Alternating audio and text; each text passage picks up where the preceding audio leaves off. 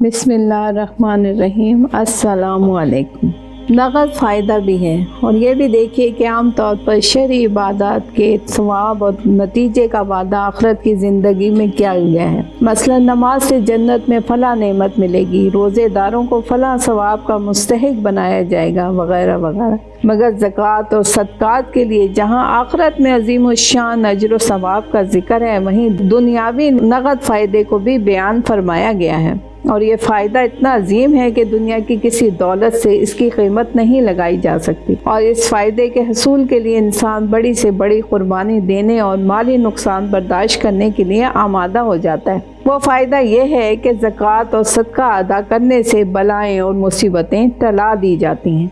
हदीस में इरशाद नबवी सल्लल्लाहु अलैहि वसल्लम है, सदका देने में जल्दी करो, इसलिए कि मुसीबत सदके से आगे नहीं बढ़ती। यानी अल्लाह ताला सदके की वजह से मुसीबत को दफ़ा फरमा देता है। और एक दूसरी हदीस शरीफ में है, बेशक सदका अल्लाह ताला के गुस्से को ठंडा कर देता है और बुरी मौत से बचाता है, यानी सख्त बीमारी और संगीन हालात से बचाने में मुफीद है। अलावा अजीम सदका और ज़कात की अदायगी का एक असर यह है कि इससे माल में कमी नहीं आती, बल्कि बरकत के एतबार से ज़्यादती ही होती है। जज़ाकल्लाह।